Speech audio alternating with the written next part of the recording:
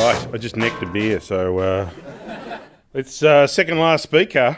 Here we go. Alan Dickson is a director and producer specialising in character animation, motion design, visual effects and live action, working predominantly in the film, design and advertising industries.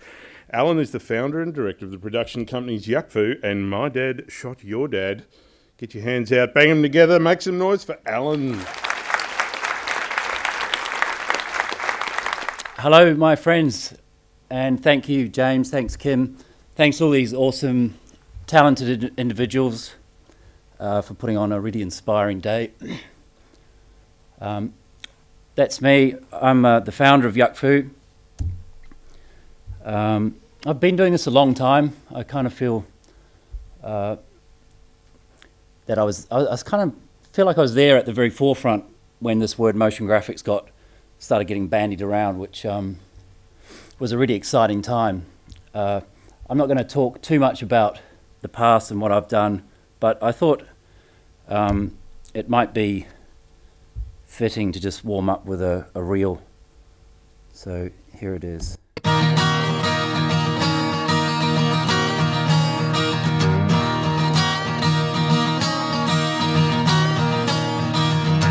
It's easy to fall in love. When you fall in love, you know you're done. You got easy eyes to hunt, and the world above needs your blood. In the cold veins of the richest man, he'll pay you way to steal a hand. There ain't no easy way, no, there ain't no easy way out.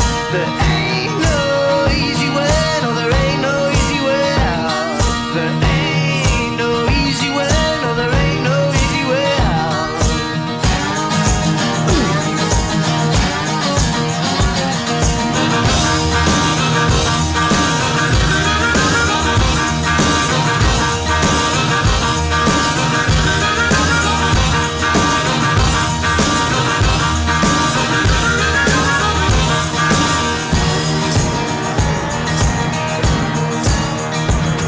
It's easy to fall in love. When you run your luck, you know you're done. And the last kid had a fool's cause. Now your tired eyes can only haunt. There ain't no easy way, no, there ain't no easy way out.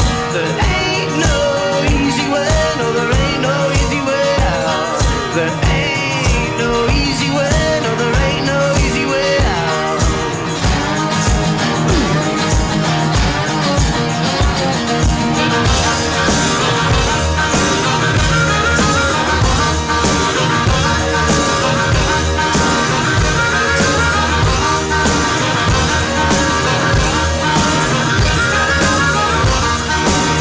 no easy way, no, there ain't no easy way out. There ain't no easy way, no, there ain't no easy way out.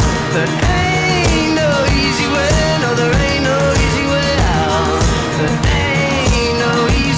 no, there ain't no easy way out.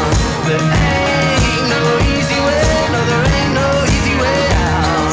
There ain't no easy way, no, there ain't no easy way out. There ain't no easy way, no, there ain't no easy way out. There ain't no easy way, no, there ain't no easy way out. There ain't no easy way, no, there ain't no easy way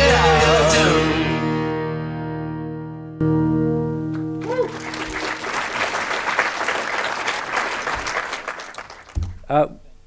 What I'm going to be talking about today is a case study for a VR job that I worked on this year. We've done some really lovely work this year, but I wanted to. I chose this one because for two reasons. It's a really smart advertising solution, and I thought VR might just be an interesting topic amongst my peers because it's certainly something I'm really interested in, but haven't had a lot of opportunity to work in. We have a lab set up with all the equipment that you need to do VR, and it's kind of sitting there ready to be used, but I thought it's been underused, so I thought you guys might be interested in looking at this because I don't know, could I see a show of hands if anyone has worked on a VR project? Yeah, good. It looks like probably under half, but It's interesting. Most of the people I've been talking to in the industry haven't and don't know much about it. Anyway, we have the toolkits and the expertise in what we do to make VR. The thing I'm going to show you today is a 360 pre-rendered video, so it's not a fully interactive piece which it renders on the fly, so bear that in mind. So, yeah, the new frontier. The surprising joy of VR. I'm going to give you a little bit of history of VR really quickly, just a gloss over it. The very first reference of VR that I've heard about was from a book that was published in 1936, and there was a description in there of these Pygmalion spectacles, and it was a fantasy kind of sci-fi book. But essentially, in the book, it described wearing these spectacles and looking at a strange kind of liquid where you could see images within, only with the use of the headset. In the 60s, there was the Sensorama, which was more of a kind of an arcade kiosk type thing where you sat in. It had a really wide stereoscopic view. It was a bit like those 4D cinemas that you hear of. Had a smell track and a wind track. 1962. Then there was this guy. This guy's Ivan Sutherland, and this is from 1968. He built the first head-mounted display for a 3D game. And if you think about the year and the technology that was around then, there are mirrors in those glasses and cathode road CRTs mounted on them. So he's got these this big iron machine that holds up all this equipment that's bolted into the roof. So NASA got on board in the 80s. This was an invention that was used to control robots in space on satellites and space stations because it was apparently very dangerous and time-consuming to actually man up an astronaut and get them out into space to fix things. So they actually used this, and you'll note the use of the power glove there. It's pretty sexy. This is a Nintendo product. I don't know if anyone remembers these. Yeah, they're pretty amazing. The problem with them is, though, you have to play the game like this. So they weren't very popular because of that, because you try holding your arm out for more than 5 minutes, it gets kind of painful. But very cool idea, very cool technology. This is a Sega Mega Drive component, which actually won Product of the Year in Popular Science magazine in 1991. However, and I'm going to talk a little bit about this today, it never sold a single unit because they withdrew it after production because they realized it made kids violently ill. So that's a bit of the history. And around this time, I think Stanley Kubrick came up with 2001: A Space Odyssey. There was a lot of ideas in that proposed these kind of futuristic devices, and decades later we see them coming into existence with things like AI, Siri, and VR. So on to today. Well, now there's been a lot of development and a lot of cool products on the market.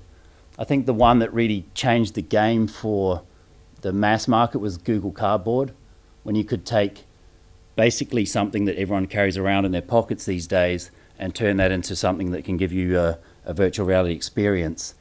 It really kind of opened up VR to everybody, because these systems previously had cost, if not millions, hundreds of thousands of dollars to make.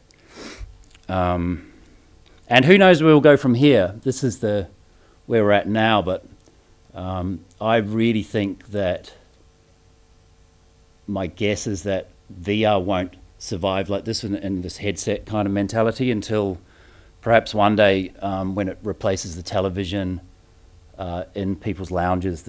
That's when it'll be truly mainstream. I don't know if that's how far away that sort of technology is, but I know it's in people's minds.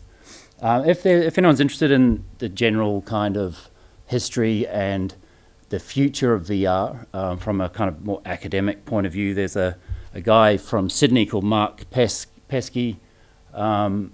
He's a futurist, and he's all over the internet. He's really good if you want to look him up. Anyway, moving on. This is the case study I'm going to show you, and it's basically how to sell donuts using VR. Of course, space donuts are the answer. The journey to Glazetopia. I think someone had been to Blazetopia when they thought this one up. But it was cool. It was a good bunch of guys to work with. They were really open-minded. They wanted us to do what we felt was good, which is always a nice thing. They didn't make us pitch on it, incidentally. They just really wanted us to put forward a bit of a case that we actually could do something cool. The brief was to sort of parody a well-known film genre to sell these beautiful specimens. Krispy Kreme, who are the donut company in question, they came up with these movie-themed flavors. So you've got them listed up there. So they wanted to do a movie-themed piece of advertising or promo to push it. And that's where the idea came in. These are shots from the brief that we received. Yeah. It was really cool. They were fun to work with. They were really sending it up, and there's this real tongue-in-cheek kind of attitude. We actually first presented a Western theme, and then we tried horror, and we eventually settled on sci-fi. And this is when this piece was produced for the client to look at. And they had these cool custom-printed cardboard, Google Cardboard eyeglasses that you got. And the beautiful thing about the campaign, I think, this is from a more of an advertising perspective, was you've got an audience that is willing to consume this, because you can actually pick this up in the movies for a period of time while the promo was on.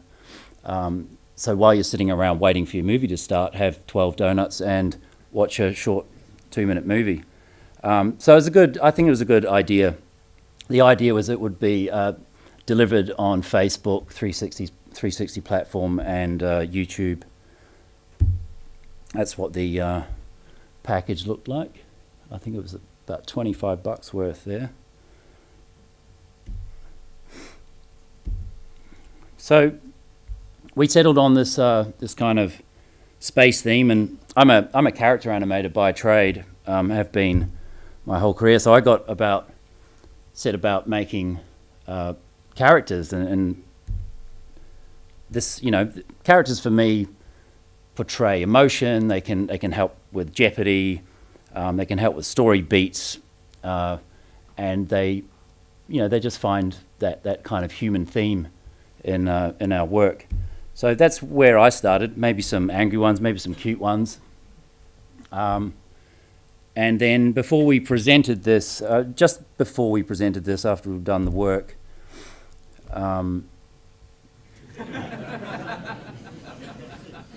we got this news, which was a bit of a bummer, but it actually made our life easier, because the budget wasn't amazing for this. I think it was okay. It was definitely doable, but it was no one was booking holidays after it. the timeline was about 3 weeks once we actually got the script worked into place. So we had to work really fast. So it's probably a good thing in the end. This slide here, I'm going to try and skip through some of it because if it doesn't work, I might have to leave it playing. This is an unwrapped dual display of. So to look at this properly, you'd need the goggles, but I just wanted to show it like this. This was a prototype, basically, because the client didn't know what VR was. They didn't know what they'd be getting. So in our presentation, we put this together with some images of what the world might look like, sort of concept art. Just imagine this all made sense when you're looking at it through the goggles. There it goes.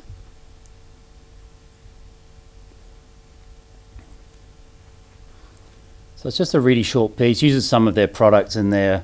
When you're looking at this, you can obviously look all around, and the boxes and donuts are going past you. It's, if you've never seen anything like this before, it's actually reasonably impressive.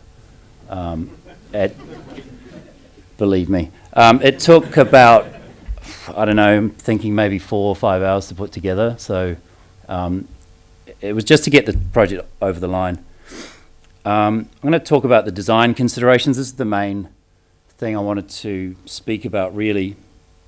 The agency wanted a filmic piece because they felt that they really wanted to be true to the genre. However, they wanted to send it up, and they wanted to be funny and cheesy and people to laugh at it.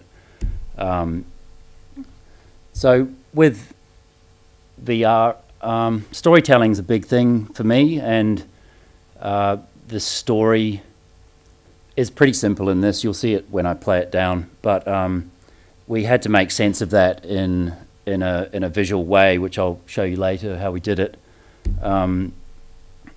The experience is another thing. Getting that right, I think, is super important in VR. Like I said, you don't want to make people feel sick, and you want the feeling of it to be really awesome. You know, like things are close to you, things are far away. You want to be able to look all around and see stuff going on. The audio, visual tone, look and feel were kind of at odds with what the client wanted. They wanted something very poppy and bright and edible, and we were kind of going, we want it to be dark and kind of like Star Wars and every other sci-fi film out there. Take bits of that and mash it together. We kept the food feeling quite clean. We had this kind of Tron-like interface in the ship. I might be getting ahead of myself here, but we sort of found a reasonably good middle ground. Technical limitations, there were many. One of the main things is we couldn't do any post-production, so everything had to happen in the 3D scene. We could have done post-production, but we decided at the outset there wasn't enough time, and it would just cause headaches to bring it out of 3D, unwrap it all, do 2D effects, post stuff, wrap it back up and put it back in. There are plenty of ways you can do that, but we opted not to, just because I don't think we could have set up a reasonable workflow in time. And time and budget, I've already mentioned that. So all these sort of things went into this experience. This definitely works. I'll just see if I can press play. Oh, there it goes. It's a bit of a slow starter.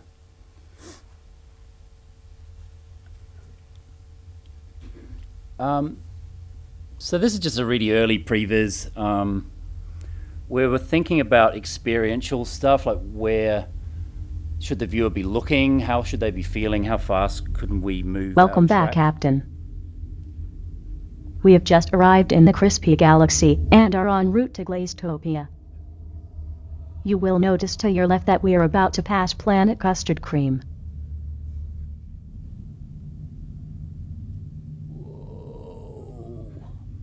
Yeah, Yeah, so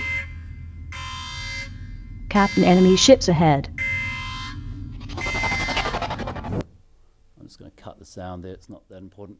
We just used stuff off the net and one of those kind of computer-generated voices at this stage. But what we were looking at is the duration of the film. You'll see in the center there's a little map playing. I'll show you that now. But it was about planning the story and the experience and just finding that kind of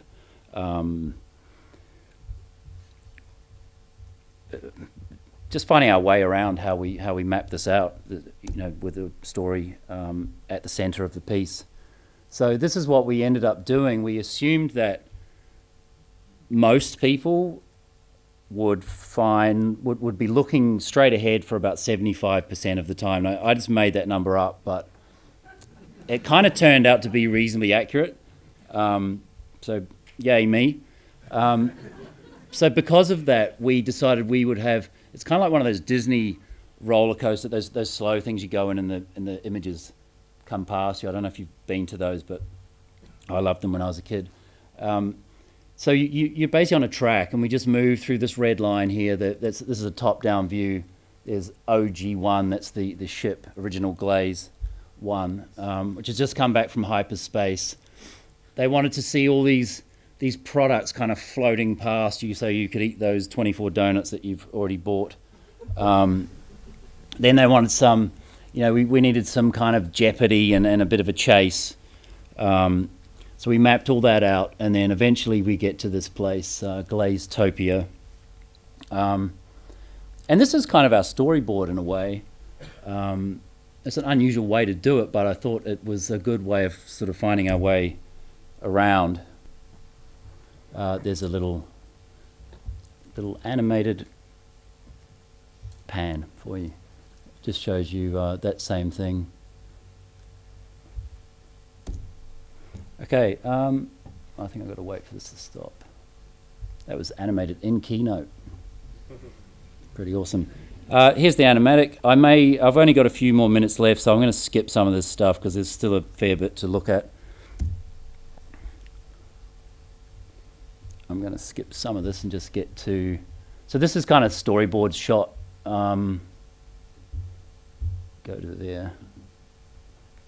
Shot just to get timing and duration. And you can have the sound back. You'll notice to your left we're about to pass planet Choxy Orange. And below, planet Colifis. Look ahead, the marshmallow moons of... So that's kind of how we mapped that out. You've seen the previs and the other stuff, and then we just kind of drew up these really loose panels to start thinking about the mood and the look.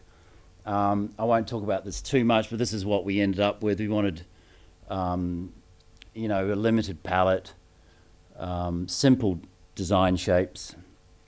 Now, this is the thing that really got me is halfway through the production when we're already, we're about a week and a half in, and we've done a ton of designs, and the script is based on this parody of Star Wars, Star Trek, Stanley Kubrick's film. We found out you can't actually use any of that stuff in an ad. The lawyers got down on it, and we had to change a lot of the designs basically. So I think the agency should have done some due diligence there and really worked that out up front, because we wasted quite a lot of time doing all this stuff, and it's clearly referencing images that exist. This is more kind of look dev stuff that we started painting up some frames, one that looks a bit more 3D. And then we started sort of bouncing off the lawyers saying, okay, what can we do, what can't we do? The client wanted their boxes and straws and that type of thing in the product. Again, just more designs. This is the first sketch of Glazetopia. There's a rendered model of one of the spaceships. The product looked like that in the end. This is a slide about the parody. I'm not going to go into it too much. It really bummed me out, but It turns out some of the stuff we could get away with, like the dough star. Apparently that's okay if you change those dots to triangles. So I don't know where they get this stuff from, but it was pretty weird. Like there were some things that were definite no's, X-Wing fighters no, but this stuff was okay. Yeah, so that's kind of, that's essentially the difference that makes it acceptable for parody. If you're working in entertainment or changing or comedy or something like that, parody's fine. You can do whatever you like, but when you're working for the corporate, they've got to pay for it, and they've got to pay through the nose. These are some more frames we drew up. Again, that got removed because it is supposed to resemble the monolith from 2001. We ended up going with a monoscopic render because in space everything is so far away. The stereoscopic vision really gets nice when it's close to you, in front of your eyes. So we thought that the budget was better spent on resolution, and we got we got these resolutions up really high. So I won't go too much into this. If you want to ask me about it later, I'm going for a beer afterwards. I hope all you guys are too. Come say hi and talk to me. There's a ton of people out there I've never met before, so I would really like to talk to you. This went a lot quicker than I thought. Rambling too much. These are just some effects we did. I thought they might look nice to look at. We played around with a whole ton of exploding effects because we had to do everything in 3D. There was no real way of crafting them properly, which I like to do. But these were cool. You know, just a fully generated 3D effect. We did some 2D stuff and pumped it through like image sequences, like that kind of thing, to reveal the dough star. This is one of my favorites, a piece of popcorn popping. Whee! I don't know, I just really like that for some reason. One thing about scale, when we designed the dashboard, this was really cool. With the Vive setup, we could plug it into the 3D box and in Maya, sit there and look around and scale the dashboard that you're sitting in, which will make sense when you see the movie. So it felt kind of comfortable for a human. I think that was a consideration I hadn't thought of until we actually started testing it. And these were, again, they're just textures that were pumped through the central object which we sit in as the viewer or the person having the experience. Those are the textures I'm talking about. And that's just on that point about scale. So I'm just going to go to a couple of movies. This one's a making of.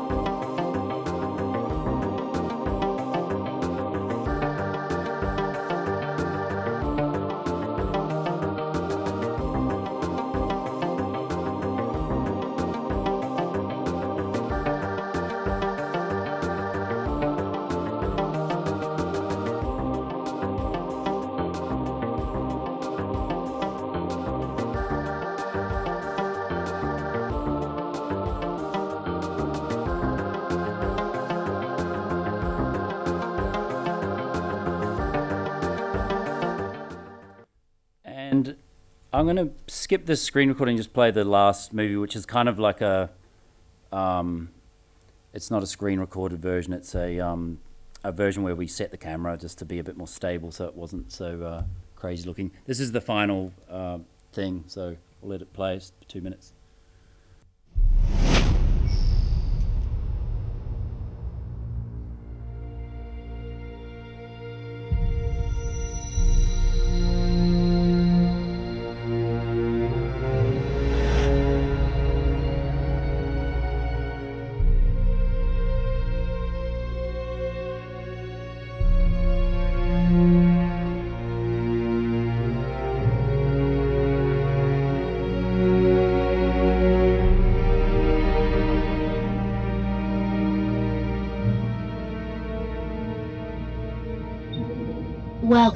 from hypersleep, Captain. We're now entering the outer fringes of the gooey galaxy. Destination, Glazetopia. You'll notice to the left we're about to pass planet Chalky Orange. And below, planet Cola Fizz.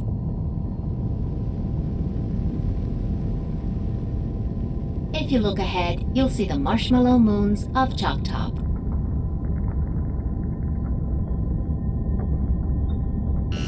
Captain, I'm sensing donut pirates straight ahead. Quick, to the right. We can lose them through that caramel popcorn asteroid belt.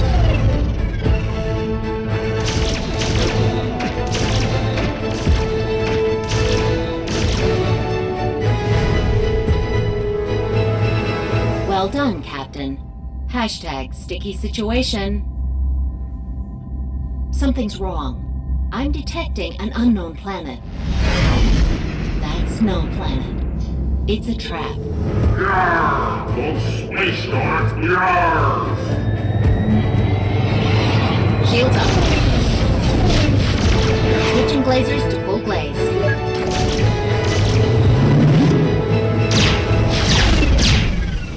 We're taking heavy damage. Our only chance for survival is to head through that donut black hole.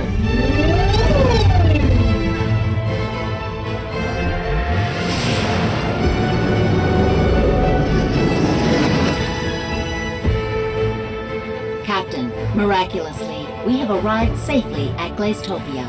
The donuts are home.